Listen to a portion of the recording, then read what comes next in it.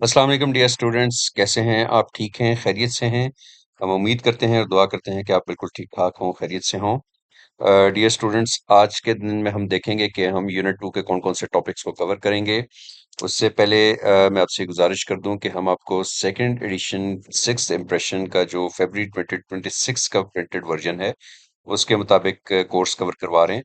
आप यूट्यूब पे जब भी कंप्यूटर साइंस से रिलेटेड वीडियो देखें तो मेक श्योर करें कि वो वीडियो फरवरी 2026 का जो लेटेस्ट एडिशन है उसके मुताबिक बनी हुई हो, ताकि कोई भी टॉपिक आपका जो है वो स्किप होने से बच जाए।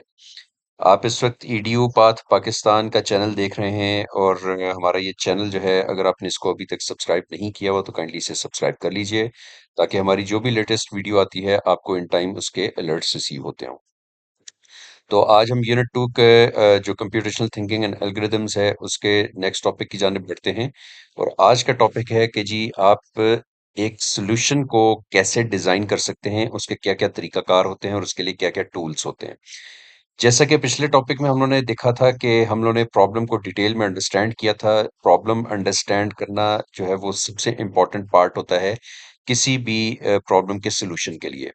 जब तक आप प्रॉब्लम को प्रॉपर्ली अंडरस्टैंड नहीं करते, प्रॉब्लम को प्रॉपर्ली आइडेंटिफाई नहीं करते, उसको एनालाइज नहीं करते, उस वक्त तक आप उसका करेक्ट सॉल्यूशन डिजाइन नहीं कर सकते। तो आज की जो स्टेज है ये भी एक बड़ी इंपॉर्टेंट स्टेज है, जिसे हम कहते हैं डिजाइनिंग अ सॉल्यूशन। कि हम जो प्रॉब्लम हमने आइडेंटिफाई किया है हमने उसका सॉल्यूशन डिजाइन कैसे करना है। ठीक है। जब हम सॉल्यूशन डिजाइन कर रहे होते हैं तो उसमें हम डिफाइन कर रहे होते हैं कि जो सॉफ्टवेयर होगा, जो भी कंप्यूटर सॉफ्टवेयर होगा, वो जो प्रॉब्लम है उसकी जो भी रिक्वायरमेंट्स हैं या उसके जो भी ऑब्जेक्टिव्स हैं उनको कैसे एड्रेस कर रहा होगा। फॉर एग्जांपल मैं ये कहता हूँ कि मैंने टाइपिंग का एक सॉफ्टवेयर जो है वो डेवलप करना है। तो मैंने ये देखना है कि वो सॉफ्टवेयर क्या टाइपिंग कर रहा होगा, क्या वो इंग्लिश की टाइपिंग कर रहा होगा, वो उर्दू की टाइपिंग, अरेबिक टाइपिंग, वो क्या कर रहा होगा। ठीक है। तो उसके जितनी भी प्रॉब्लम की रिक्वायरमेंट्स होती हैं या ऑब्जेक्टिव्स होते हैं कि ये ऑब्जेक्टिव्स मीट होने चाहिए, वो सारे के सारे जो हैं हम लोग सॉल्यूशन डिजाइन करते हुए देख रहे होते हैं। ठीक है। अच्छा, सॉल्यूशन को डिजाइन करने के लिए बेसिकली आपके दो मेथड्स होते हैं जो मेन आपके जो तरीकाकार होते हैं सॉल्यूशन डिजाइन करने के लिए। एक फ्लो चार्ट होता है और दूसरा कॉन्सेप्ट मैप होता है। अच्छा, फ्लो चार्ट क्या होता है? फ्लो चार्ट एक ऐसी डायग्राम होती है जो आपको स्टेप बाय स्टेप ये बता रही होती है कि आपका जो सॉल्यूशन है वो किस तरह का होगा। और उसके अंदर कुछ आपके सिंबल्स का इस्तेमाल होता है। जिस तरह से अब ये एक फ्लो चार्ट आप देखें, इसमें ये एक ओवल शेप यूज हुई हुई है, इसमें एक रेक्टेंगल शेप यूज हुई हुई है, एक डायमंड शेप यूज हुई हुई है, कनेक्टर्स, ये आप एरोज देख रहे हैं, इनको हम कनेक्टर्स बोलते हैं। कनेक्टर्स यूज हुए हैं। ये सारी की सारी जो चीजें हैं ये स्टैंडर्ड सिंबल्स हैं जो अक्रॉस द वर्ल्ड सारे के सारे जो प्रोग्रामर्स होते हैं या जो भी सॉल्यूशन डेवलपर्स होते हैं उनके अक्रॉस द वर्ल्ड ये सॉल्यूशन, ये सारे के सारे सिंबल्स सेम रहते हैं। ठीक है।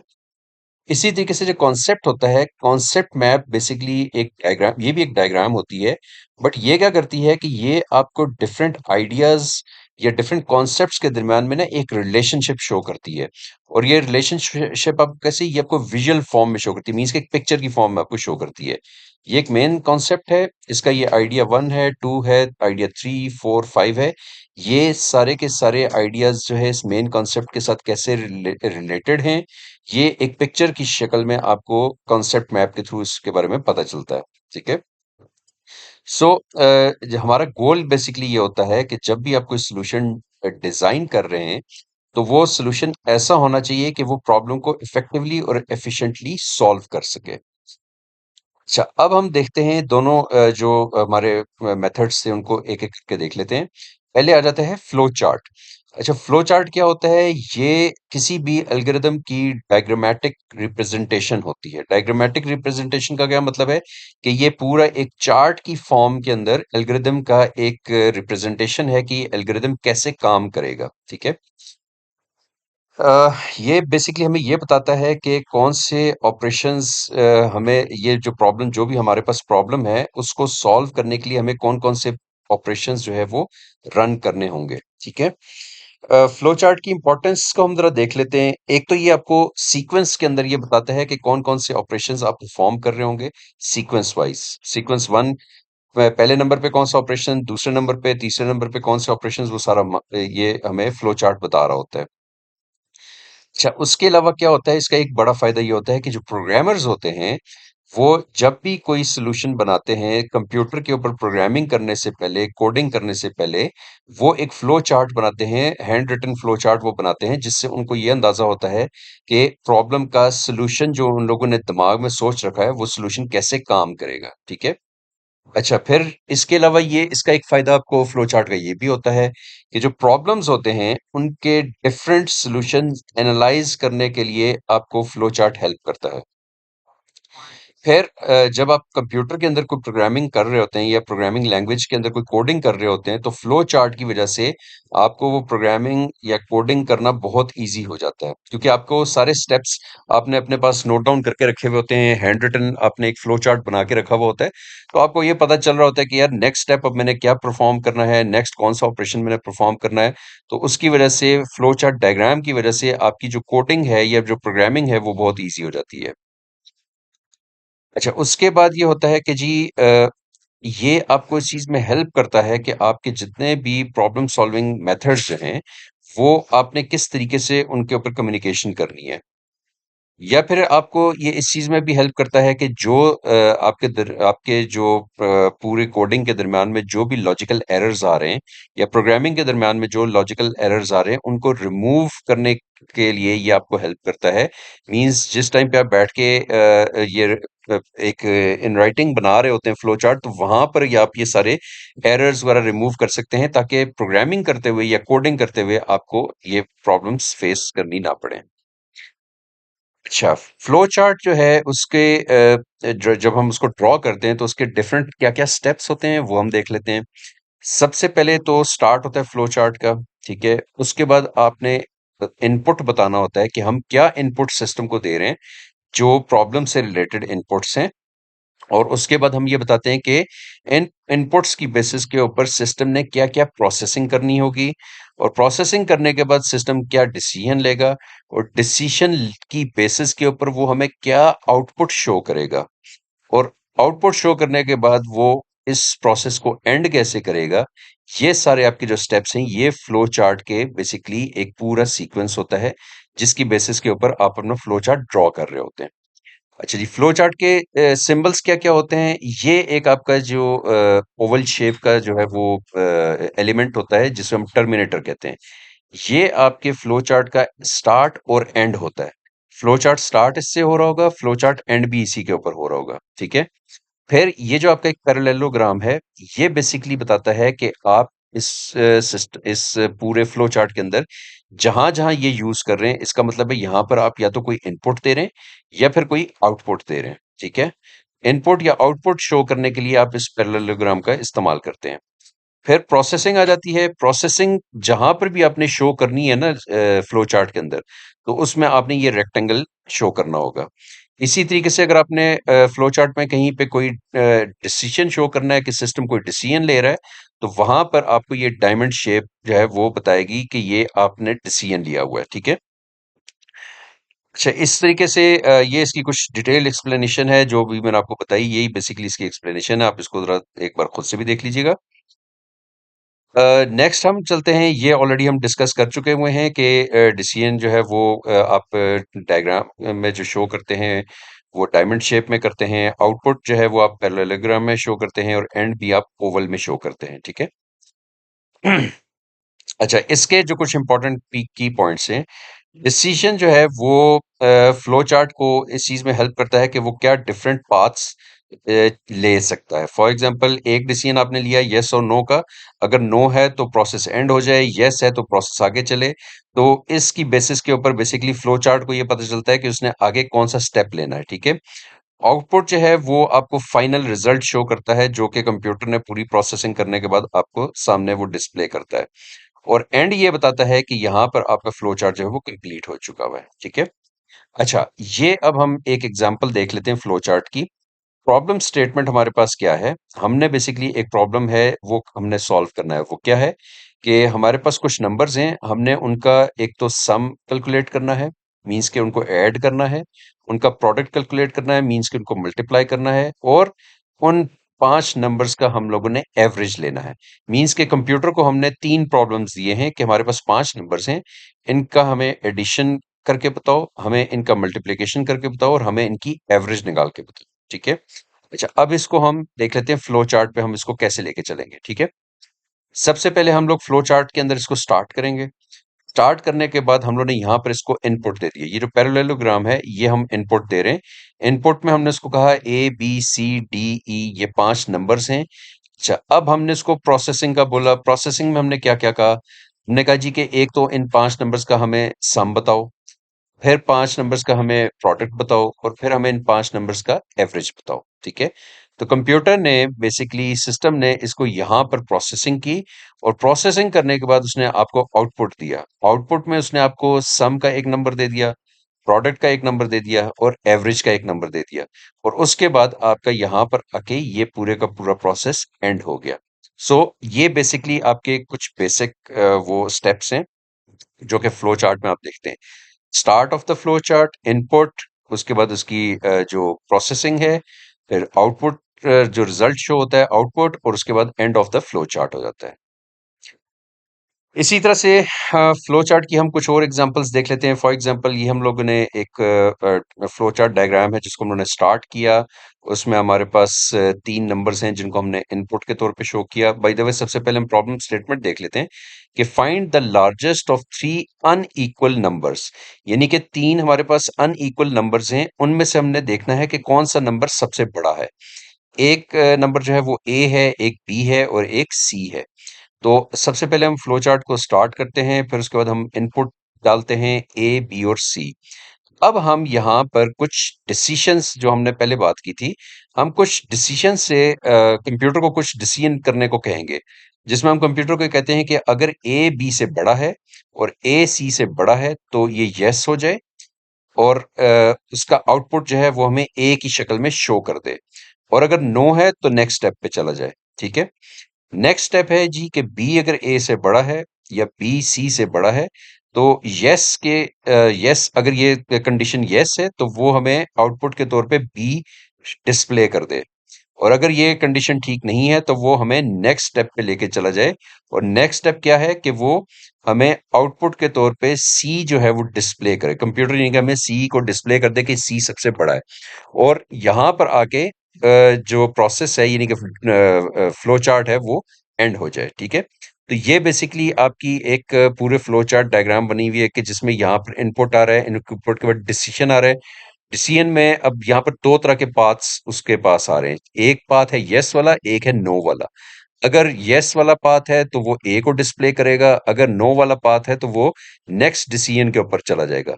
तो इस बेसिस के ऊपर बेसिकली हम पूरे एक फ्लो चार्ट डायग्राम जो है वो डिजाइन करते हैं। अच्छा, फिर ये हमारे पास तीसरा फ्लो चार्ट डायग्राम है, इसको हम देख लेते हैं कि हमने एक ट्राइंगल है। हमारे पास प्रॉब्लम ये है कि हम हमारे पास एक ट्राइंगल है और हमने उस ट्राइंगल का एरिया कैलकुलेट करना है। ठीक है। अच्छा, एरिया कैलकुलेट करने के लिए सबसे पहले आपको ये पता होना चाहिए कि ट्राइंगल का एरिया कैलकुलेट करने के लिए फॉर्मूला क्या होता है। फॉर्मूला होता है base multiplied by height divided by 2। ये आपके ट्राइंगल का एरिया कैलकुलेट करने का फॉर्मूला होता है। ठीक है। ये बहुत इंपॉर्टेंट चीज है, क्योंकि जब तक आपको सारे इनपुट्स का नहीं पता उस वक्त तक आप प्रॉब्लम को सॉल्व नहीं कर सकते। ये जहन में रखिएगा। तो हम यहाँ से अब फ्लो चार्ट डायग्राम स्टार्ट करते हैं। सबसे पहले हमने इसको स्टार्ट किया। इनपुट में हमने क्या किया? हमने इनपुट में कंप्यूटर को ट्राइंगल का बेस और ट्राइंगल की हाइट दोनों बता दी कि ट्राइंगल की बेस क्या है और ट्राइंगल की हाइट क्या है। उसके बाद कंप्यूटर ने जब इसकी प्रोसेसिंग स्टार्ट की तो कंप्यूटर ने ये देखा कि area equals to b multiply by h, means के base multiplied by height divided by 2। ये इसका फॉर्मूला है। कंप्यूटर ने इस पूरे के पूरे फॉर्मूले को प्रोसेस किया और प्रोसेस करने के बाद उसने हमें एक आउटपुट डिस्प्ले कर दिया कि आपके ट्राइंगल का एरिया ये बन रहा है, और उसके बाद उसने प्रोसेस को एंड कर दिया। तो ये बेसिकली आपके फ्लो चार्ट डायग्राम की कुछ एग्जांपल्स हैं कि फ्लो चार्ट डायग्राम्स एक्चुअली बनते कैसे हैं और उनको हम इंटरप्रेट कैसे करते हैं, उनको हम स्टडी कैसे करते हैं। अच्छा, फ्लो चार्ट डायग्राम्स बनाने के लिए आपके आजकल डिफरेंट टूल्स जो हैं वो यूज हो रहे हैं। मेनली जो आपके टूल्स यूज होते हैं जो काफी फेमस है, एक माइक्रोसॉफ्ट वीओ है और उसके अलावा लार्प सॉफ्टवेयर है। अच्छा, इसमें एक चीज ध्यान में रखिएगा कि माइक्रोसॉफ्ट विजो जो है ये एक टूल है तो बहुत अच्छा, और ये माइक्रोसॉफ्ट ऑफिस के साथ ही ये यूटिलिटी भी होती है। बट माइक्रोसॉफ्ट विजो जो है ये आपको ऑनलाइन अगर आप सर्च करते हैं तो ये आपको इसमें फ्री सॉफ्टवेयर नहीं मिलता, इसमें आपको ये इसका पेड वर्जन मिलता है, आपको परचेज करना पड़ता है, ठीक है। जिसकी वजह से ये आपके लिए एक्सपेंसिव भी हो सकता है, इसकी मंथली सब्सक्रिप्शन भी होती है और इसकी ईयरली सब्सक्रिप्शन भी होती है, बट अगेन अगर आप बीइंग अ स्टूडेंट देखते हैं तो ये आपके लिए एक एक्सपेंसिव चीज हो सकती है। तो इसी तरह से जो लार्प सॉफ्टवेयर आपका होता है ये भी आपको पेड वर्जन मिलता है। अगर आप अनपेड वर्जन की तरफ जाते हैं तो वो बहुत ही बेसिक यूटिलिटी आपको मिलती है, सिर्फ 14 डेज का आपको ट्रायल वर्जन मिलता है। तो ये दो सॉफ्टवेयर वैसे तो यूज होते हैं, काफी ज्यादा यूज होते हैं, बट चूंकि ये पेड वर्जन हैं तो इस वजह से मैं आपको रिकमेंड यही करूंगा कि आप इनकी सब्सक्रिप्शन ना ही करें तो बेहतर है। इसके लिए मेरे पास एक और बड़ा अच्छा सॉफ्टवेयर है जो कि मैंने नेट के ऊपर सर्च भी किया था। तो वो हमारा ऑनलाइन एक अनपेड वर्जन है ऑनलाइन सॉफ्टवेयर का, वो मैं एंड पे आपको उसके बारे में दिखाऊंगा इंशाल्लाह। फिर हम ये देख लेते हैं कि जी माइक्रोसॉफ्ट विजुओ के अंदर जो है आपका वो फ्लो चार्ट डायग्राम बनती कैसे है, ठीक है। दो के आप इसको यूज नहीं कर रहे होंगे, बट फिर भी ये कि आपको आइडिया होना चाहिए कि अगर कभी आपके पास माइक्रोसॉफ्ट विजुओ आता है तो आप इसको कैसे यूज करेंगे। सबसे पहले आप होम पे जाते हैं, होम पे जाने के बाद आप ये जो आपके पास बेसिक फ्लो चार्ट शेप्स आ रही होती है आप इनको डबल क्लिक करते हैं। डबल क्लिक करने के बाद आपके पास ये डिफरेंट जो है ये शेप्स आप देख रहे होंगे, ये डिफरेंट शेप्स आपके पास आ जाती हैं। इनको आपने सिंपली यहाँ से डबल क्लिक करके ड्रैग करके यहाँ पर लाना होता है, और फिर उसके बाद आप इनके ये कनेक्टर्स जो हैं, ये कनेक्टर्स आप देख रहे हैं, इन कनेक्टर्स को आप क्लिक करते हैं और इनके दरमियान में आप ये पूरे का पूरा इस तरह से एक पाथ जनरेट करते हैं। ये भी मैं एंड पे आपको इंशाल्लाह करके भी दिखाऊंगा। ये ज़हन में रखिएगा कि ये जो सारे के सारे आपके जो शेप्स हैं, ये आपको पता होना चाहिए कि कौन-सी शेप क्या काम कर रही होती है, ठीक है? अब जिस तरह ये रेक्टेंगल है, ये प्रोसेस का काम कर रही है, ये डायमंड शेप है, ये डिसीजन का काम कर रही है, ये एक आपके पास फ़ोल्डर टाइप शेप है, ये सब प्रोसेसेस हैं, ये जो आपके पास ओवल है, ये स्टार्ट और एंड ऑफ द बेसिकली ये देखें स्टार्ट और ये end of the flow chart है। ये आपके पास जो एक शेप है ये डॉक्यूमेंट है, इस तरह से ये डेटा है, ये डेटाबेसेस हैं और ये कनेक्टर्स हैं। तो ये बेसिक शेप्स होती हैं जो कि आपको फ्लो चार्ट बनाने में आपकी हेल्प करती हैं। उसके बाद लार्प लार्प जिस तरह से भी मैंने आपको बताया, इससे बनता है language of algorithms and programming. ये भी एक सॉफ्टवेयर होता है जो कि आप यूज कर सकते हैं फ्लो चार्ट बनाने के लिए। ये बहुत सिंपल किस्म का सॉफ्टवेयर है जिसमें आप सिंटैक्स मींस के टाइपिंग करके आप या फिर उसके अलावा ये जो सिंटैक्स होते हैं ना इनके थ्रू आप डिफरेंट शेप्स जो है वो बना सकते हैं और आप उनको इस्तेमाल कर सकते हैं, ठीक है। अब जिस तरह से ये प्रोसेस है, ये डिसीजन है, ये एंड है, ये स्टार्ट है, ये एंड है, ये आप यहाँ पर आपके पास लिखे हुए आते हैं, आप इनको क्लिक करके इनको इंसर्ट कर सकते हैं मुख्तलिफ चीजों को। तो ये बेसिकली था आपके फ्लो चार्ट डायग्राम के बारे में थोड़ा सा एक ओवरव्यू, जो कि आपको बेसिकली पता होना चाहिए कि फ्लो चार्ट डायग्राम क्या काम करता है और इसकी रिप्रेजेंटेशन कैसे कैसे होती है। अच्छा, उसके बाद आ जाते हैं आपके कॉन्सेप्ट मैप्स। कॉन्सेप्ट मैप जिस तरह से मैंने आपको शुरू में भी बताया कि ये बेसिकली आपकी एक विजुअल इंटरप्रिटेशन होती है या विजुअल आपकी एक वो कॉन्सेप्ट होता है।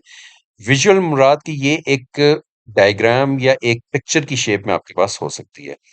ये आपके पास एक सेंट्रल मेन टॉपिक है जो आपका प्रॉब्लम स्टेटमेंट होती है, उसके हवाले से आपके पास डिफरेंट कॉन्सेप्ट्स होते हैं। इन कॉन्सेप्ट्स को आपने रिलेट करना होता है या लिंक करना होता है इस मेन टॉपिक के साथ, ठीक है। तो ये आपका बेसिकली एक रिलेशनशिप के साथ डेवलप हो जाता है, कॉन्सेप्ट्स का मेन टॉपिक के साथ एक रिलेशनशिप डेवलप हो जाता है, ठीक है। इसकी बेसिस के ऊपर जो है वो आप एक पूरे का पूरा प्रॉब्लम का जो है वो सॉल्यूशन डिजाइन कर सकते हैं। अच्छा जी, कॉन्सेप्ट मैप जिस तरह से मैंने आपको बताया कि ये एक ग्राफिकल टूल है, जिस तरह से आप देख रहे हैं ये पिक्चर है, पिक्चर के अंदर ना पूरा एक हमने ग्राफिक्स जो है वो ऐड की हुई है, और ये आपको बेसिकली कॉन्सेप्ट के बारे में बताता है और उसके डिफरेंट जो कंपोनेंट्स हैं उनका रिलेशनशिप आपस में बताता है, ठीक है। ये हम कॉन्सेप्ट मैप्स क्यों यूज करते हैं? एक तो ये आपका जो है वो नॉलेज ऑर्गेनाइज करता है और नॉलेज कैप्चर करने में आपकी हेल्प करता है। ये दो या दो से ज्यादा आइडियाज के दरमियान में एक बड़ा ही स्ट्रॉन्ग और क्लियर रिलेशनशिप आपको बताता है। प्रॉब्लम सॉल्विंग जो है उसको स्टडी करने में और उसको प्लान करने में ये आपको बहुत हेल्प करता है। और ये आपके जो इन्फॉर्मेशन होती है उसको अंडरस्टैंड करने में और याद करने में भी आपकी हेल्प करता है। ये बेसिकली कॉन्सेप्ट मैप्स के कुछ आपके फायदे होते हैं। अच्छा, कॉन्सेप्ट मैप की हम लोग एक एग्जांपल ये देख लेते हैं कि ये जनाब आपके पास वाटर साइकिल का एक कॉन्सेप्ट मैप है, ठीक है?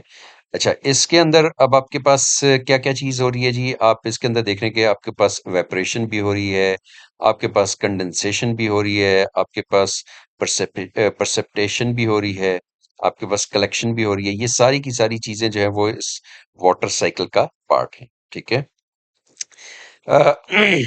इवेपोरेशन है, पानी जो है वो वेपर्स में टर्न होता है, कन्वर्ट होता है ओशन से, लेक से, रिवर से। ये आपके लेक है, ये आपका ओशन है, ये आपके रिवर्स भी हैं।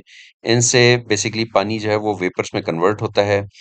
वेपर में कन्वर्ट होने के बाद कूल डाउन होता है और फिर वो क्लाउड बन जाते हैं, ठीक है? अच्छा, क्लाउड बनने के बाद जो है वो फिर आपकी बारिश होती है, स्नो पड़ती है और हेल फॉर्म्स होती हैं, हेल स्टॉर्म्स होते हैं क्लाउड से, और ये सारी चीजें होती हैं। अच्छा, जब ये सारा कुछ होता है तो आपका ये पानी जो है वो फिर दोबारा से रिवर्स में और फिर दोबारा से ओशंस में इकट्ठा होना शुरू करता है। मीन्स कि इन सारों का आपस में एक दूसरे के साथ एक रिलेशनशिप है, ठीक है? इसी तरीके से हम इसकी एक दूसरी एग्जांपल देख लेते हैं कॉन्सेप्ट मैप की। जब आप वीडियो गेम डेवलपमेंट करते हैं तो उस टाइम पे भी आपको जो कॉन्सेप्ट मैप होता है वो बड़ा हेल्प करता है, ठीक है? अब मेन कॉन्सेप्ट क्या है? मेन कॉन्सेप्ट ये है कि हमने एक वीडियो गेम डेवलप करनी है, ठीक है? अच्छा, उसके अंदर अब फिर आगे उसके डिफरेंट कंपोनेंट्स आ जाते हैं जो इसके साथ रिलेटेड हैं, जिसमें आपका गेम डिज़ाइन आ जाता है, उसके बाद आपके डिफरेंट लेवल्स आ जाते हैं, ग्राफिक्स आ जाती है, साउंड है, स्टोरी लाइन है, मुख्तलिफ चीज़ें इसके अंदर आ जाती हैं। अच्छा, ये अब हम देखते हैं जी गेम डेवलपमेंट, जो वीडियो गेम डेवलपमेंट है उसके की कॉन्सेप्ट्स और कंपोनेंट्स क्या-क्या होते हैं, ठीक है? सबसे पहले जी इसके अंदर आ जाती है गेम डिज़ाइन। गेम डिज़ाइन क्या है? जब आप एक वीडियो गेम आपने डेवलप करनी है, तो उसमें आप सबसे पहले गेम डिज़ाइन करते हैं कि गेम होगी क्या? उसके रूल्स क्या हैं? उसके गेम प्लेइंग के मैकेनिक्स क्या हैं? ओवरऑल गेम की प्लानिंग कैसी होगी, ठीक है? फिर उसके बाद आप उसकी करते हैं प्रोग्रामिंग। प्रोग्रामिंग के अंदर आप क्या करते हैं? आप कोडिंग करते हैं, आप गेम का पूरा कोड लिखते हैं, फिर आप गेम इंजन्स डिज़ाइन करते हैं, जिस तरह से मुख्तलिफ टूल्स होते हैं, ठीक है? अनरियल इंजन्स हो गए, यूनिटी हो गई, इस तरह के डिफरेंट टूल्स आप डिज़ाइन करते हैं। फिर आप गेम की स्क्रिप्टिंग करते हैं, ठीक है? कि गेम के अंदर जितने भी इवेंट्स हो रहे हैं, वो कैसे परफ़ॉर्म हो रहे होंगे, वो किस तरीके से हो रहे होंगे, ये सारी की सारी चीज़ें आप प्रोग्रामिंग में करते हैं। फिर उसके बाद हम आ जाते हैं ग्राफिक्स की तरफ, कि आपने अब गेम की ग्राफिक्स डिजाइन करनी है। गेम नजर कैसी आनी चाहिए, ठीक है? क्या गेम के अंदर 2D आर्ट होनी चाहिए, जैसे बैकग्राउंड स्प्राइट्स इस तरह की चीजें होनी चाहिए, या उसके अंदर 3D मॉडलिंग होनी चाहिए, कैरेक्टर्स, इन्वायरमेंट्स। जैसे ये नीचे आप देख रहे हैं कैरेक्टर, एक ये कैरेक्टर है, फिर ये इन्वायरमेंट है, गेम का पूरा एक इन्वायरमेंट है। ये 3D होना चाहिए, नहीं होना चाहिए? एनिमेशन कैसी होनी चाहिए? कैरेक्टर्स की मूवमेंट्स हो गई, उनकी ट्रांज़िशन हो गई, ये सारी चीज़ें कैसी होनी चाहिए, ये भी आप बेसिकली ग्राफ़िक में डिज़ाइन कर रहे होते हैं। फिर आ जाती है जी साउंड डिज़ाइनिंग। साउंड डिज़ाइनिंग में क्या है जी, आपके साउंड इफ़ेक्ट्स आ जाते हैं। फॉर एग्ज़ाम्पल कोई कैरेक्टर है, वो जंप कर रहा है, या बैकग्राउंड में कोई नॉइज़ है, या बैकग्राउंड में कोई म्यूज़िक चल रहा है, वो सारी चीज़ें। बैकग्राउंड म्यूज़िक या साउंड ट्रैक कैसा होगा? वॉइस एक्टिंग मीन्स के कैरेक्टर्स जो हैं उनकी वॉइस कैसी होगी, लड़की की आवाज में होगी, मर्द की आवाज में होगी, वो सारी की सारी चीजें आप साउंड डिजाइनिंग में देख रहे होते हैं। फिर आती है जी टेस्टिंग, जो कि मोस्ट इंपॉर्टेंट पार्ट होता है। टेस्टिंग में आप क्या करते हैं कि आप बग्स को फिक्स करते हैं। बग्स फिक्स मीन्स कि जितने भी गेम के अंदर एरर्स आ रहे होते हैं, या जो भी सॉल्यूशन इश्यूज आ रहे होते हैं, फाइंडिंग एंड सॉल्यूशन इश्यूज आ रहे होते हैं, उनको आपने ठीक करना होता है, ताकि जब आप ये गेम प्ले करें तो उस टाइम पे ये एरर्स मत आए, ठीक है? तो वो बग फिक्सिंग में आ जाता है। फिर आ जाता है जी प्ले टेस्टिंग, ठीक है? प्ले टेस्टिंग क्या होता है कि आप बेसिकली गेम को प्ले करके देख रहे होते हैं कि गेम जब लॉन्च होगी तो वो प्रॉपरली काम करेगी, और गेम जो है वो आपके लिए एक फन जनरेट करेगी। जो भी खेलने वाला बंदा है, उस उसको गेम खेलते हुए उसको फन फील होगा, वो फन जो है वो जनरेट करेगी उसके लिए गेम। फिर आप इसकी करते हैं क्वालिटी एश्योरेंस। क्वालिटी एश्योरेंस क्या करती है कि वो आपकी गेम की क्वालिटी की और परफॉर्मेंस की टेस्टिंग करती है। मीन्स कि जो-जो चीज़ें आपने जिस तरीके से गेम डिज़ाइन में डिफ़ाइन की थी, प्रोग्रामिंग में, ग्राफ़िक्स में, साउंड डिज़ाइनिंग में जो-जो चीज़ें आपने डिफ़ाइन की थी, क्या वो चीज़ें वैसे ही हो रही हैं? और वो परफॉर्मेंस वैसे ही दे रही है। ये सारी की सारी चीजें जो है वो आप टेस्टिंग के अंदर क्वालिटी एश्योरेंस में टेस्ट कर रहे होते हैं। और इस सारे के सारे काम का मकसद क्या होता है कि हम एक ऐसी गेम डिजाइन करें जो कि प्लेयर्स जो खेलने वाले लोग हैं उनको उस गेम को खेलने में मजा आए, और उनके लिए एक बहुत ही जबरदस्त किस्म का यूजर एक्सपीरियंस होना चाहिए। सो ये सारे का सारा काम जो है वो हम करते हैं भला किसके थ्रू? ये जो हम कॉन्सेप्ट और कंपोनेंट्स को जो हम लोग टेस्ट कर रहे हैं, इस सारे का सारा काम हम लोग इस डिजाइनिंग के थ्रू कर रहे होते हैं। सो ये था जी आपका गेम डेवलपमेंट के बारे में। अब हम देख लेते हैं जी कि जो मैंने आपसे पहले कहा था कि हम फ्लो चार्ट डायग्राम्स जो बनाएंगे वो कैसे बन सकती है और वो कैसे इजी तरीके से बन सकती है वो हम देख लेते हैं। ओके, सो ये हमारे पास एक ऑनलाइन ऐप है जिसका नाम है lucid डॉट ऐप। आप अपने वेब ब्राउज़र पे जाइएगा और वहाँ पे जाके lucid डॉट ऐप लिखिएगा, और उसके बाद आप इसमें अपना अकाउंट क्रिएट कीजिएगा। फ्री प्लान है, इसको आप अपग्रेड भी कर सकते हैं, बट फ्री प्लान आप यूज़ करें बेहतर है, ताकि आप सिर्फ हैंड्स ऑन एक्सपीरियंस इसके ऊपर कर सकें। सो जब आप इसके ऊपर अपना लॉगिन कर लेते हैं तो आपके पास इस तरह का एक पेज ओपन हो जाता है। इस पेज के ओपन होने के बाद आप इसको न्यू पे क्लिक करेंगे। यहाँ पर आपके पास मुख्तलिफ ऑप्शंस आ रहे हैं। इसमें आप ल्यूसिड चार्ट के ऊपर जाके ब्लैंक डॉक्यूमेंट को क्लिक करेंगे, और यहाँ पर ये अब आपके पास एक इस तरह से पेज को ओपन कर देगा, और यहाँ पर आप अपना जो है वो एक फ्लो चार्ट डायग्राम जो है वो डिजाइन कर सकते हैं। आज नेट एक्चुअली थोड़ा ज़रा स्लो है, तो इसकी वजह से ये थोड़ा ज़रा टाइम ले रहा है। इसमें सबसे अच्छी चीज़ ये होती है कि ये जो लूसिड ऐप है इसमें जो सबसे बेस्ट चीज़ है वो ये है कि इसमें ड्रैग एंड ड्रॉप जो है वो ऑप्शन आप यूज़ कर सकते हैं। मींस कि आपके पास जितनी भी यूटिलिटीज होती हैं उनको आपके पास जो डायग्राम शेप्स होती हैं उनको आप ड्रैग करके फ्लो चार्ट का जो पूरा कैनवस है उसके ऊपर आप रख सकते हैं, और वहां पर आप उसको इस्तेमाल कर सकते हैं। अच्छा, ये हमारे पास जी इस तरीके से एक इसको फिलहाल हम देख लेते हैं कि जी हम न्यू यूजर कर लेते हैं। रोल, ये आपसे इनिशियली जब आप इसमें अकाउंट अपना क्रिएट करते हैं तो ये शुरू में ना आपका पूरी एक प्रोफाइलिंग करता है, ताकि उसके हिसाब से आपको जो बेस्ट पॉसिबल चीज है वो आपको बता सके और आप उसको इस्तेमाल कर सकें। तो ये आप अपने हिसाब से बीइंग अ स्टूडेंट जो है वो इसको जब स्टार्ट कर रहे होंगे तो ये आप डिफरेंट ऑप्शंस इनको आप सिलेक्ट कर लीजिएगा, और फिर ये है कि आपको जो बेस्ट पॉसिबल जो भी ऑप्शंस हैं ये शो करेगा।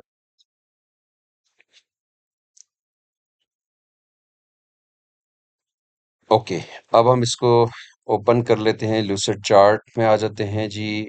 ये ब्लैंक डॉक्यूमेंट हमने भी जो है वो डिजाइन करना है। ओके, ये जी हमारे पास इसका कैनवस ओपन हो गया है, और इस कैनवस के अंदर अब हम ये देख लेते हैं कि हम किस तरीके से ये पूरा जो पेज है ना जिसमें एक ग्राफ बना हुआ है, ये बेसिकली हमारे पास कैनवस है, ठीक है। इस कैनवस के ऊपर हम लोग अपना जो एक फ्लो चार्ट है वो डिजाइन कर सकते हैं। अच्छा, हमने ये देखा था, ये बेसिकली आपके पास ना फ्लो चार्ट की डिफरेंट शेप्स हैं। अच्छा, इसमें ये आपको बता भी रहा है कि ये जो रेक्टेंगल है, ये प्रोसेस है, ये डायमंड जो है डिसीजन है, ये टर्मिनेटर है जो स्टार्ट और एंडिंग पॉइंट होता है, ठीक है।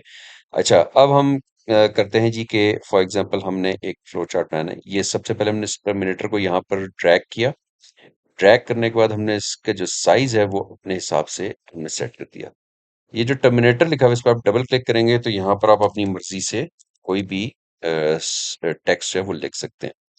अच्छा, इसमें अच्छी चीज ये है कि आपने इसके जो बॉटम है या राइट है या लेफ्ट है या अप साइड है, इसमें कहीं पर भी क्लिक करेंगे तो ये आपको ना नेक्स्ट जो शेप है वो खुद बना के दे देता है। फॉर एग्जांपल मैं इसको यहाँ पे क्लिक करता हूँ तो ये देखिए इसने मुझे एक और टर्मिनेटर बना के दे दिया। बट अब मुझे आगे टर्मिनेटर नहीं चाहिए, अब मुझे क्या चाहिए, मुझे कोई इनपुट चाहिए।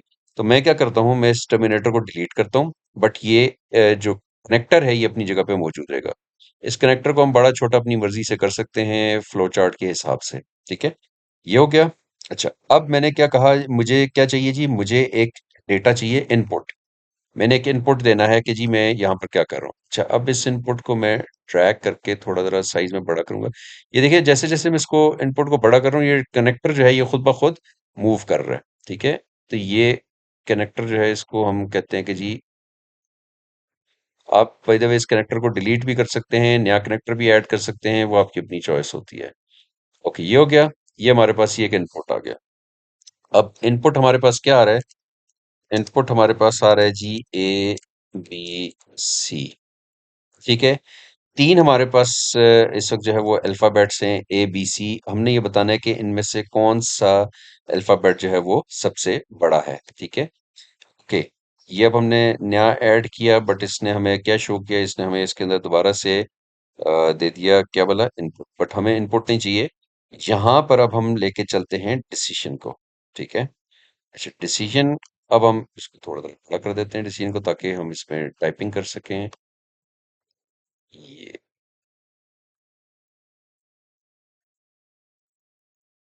यहाँ पर हमने डिसीजन कर दिया। ठीक है। अब हमने डिसीजन क्या लेना है? हमने डिसीजन लेना है कि जी if a is greater than b and a is greater than c, तो क्या करें? यहां पर ये हमें डिस्प्ले करे, डिस्प्ले ए। ठीक है। बट ये चूंकि हमारा डिसीजन नहीं है, यहाँ इस साइड पे आके ये डिसीजन नहीं है, इस साइड पे ये आके प्रोसेस आ जाता है।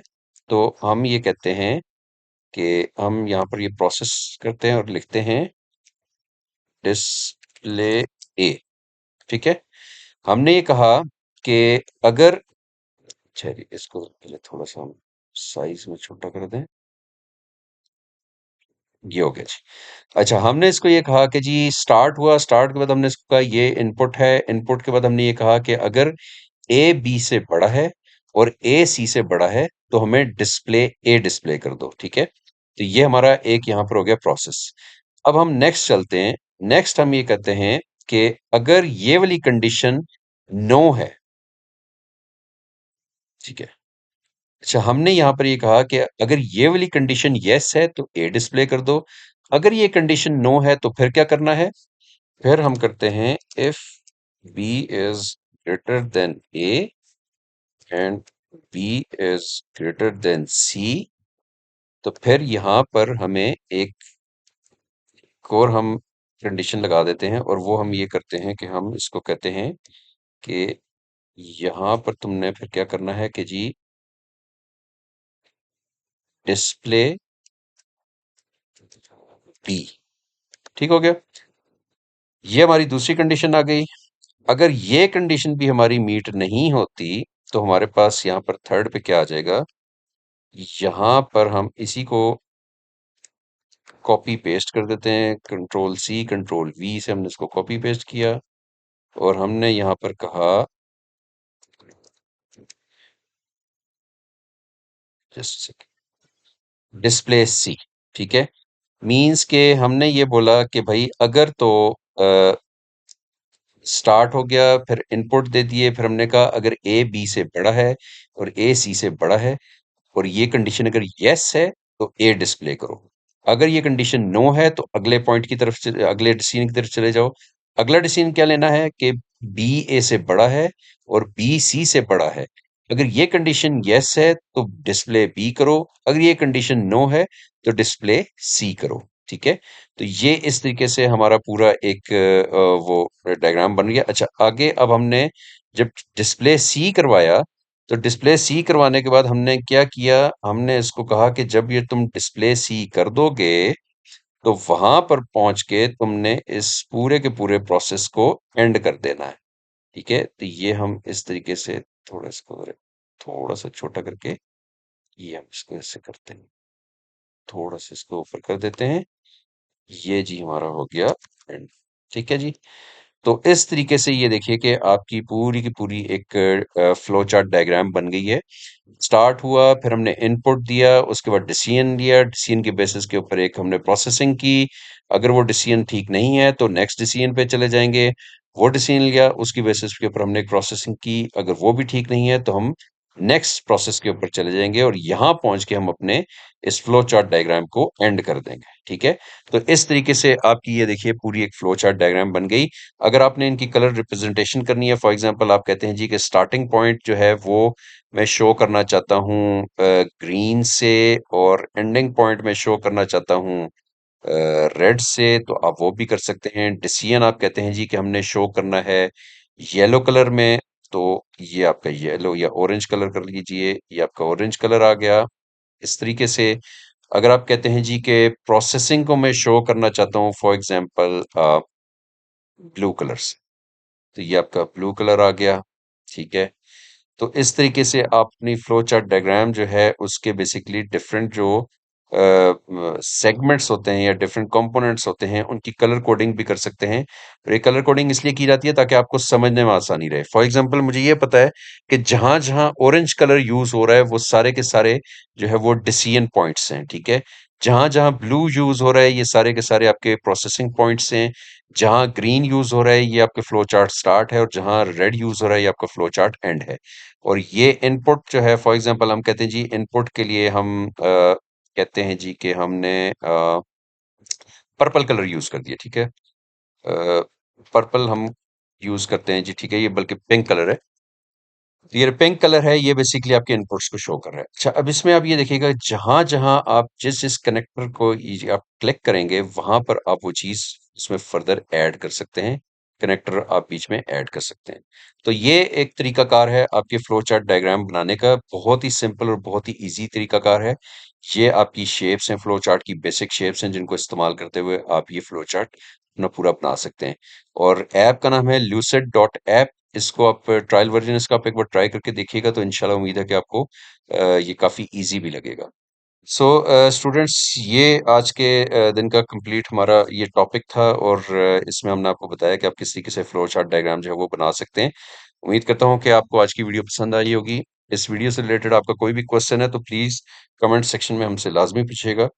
हम पूरी कोशिश करेंगे कि आपको जल्द से जल्द आंसर रिप्लाई कर सकें। आपके टाइम का बहुत शुक्रिया। अपना ख्याल रखिएगा। अल्लाह हाफ़िज़।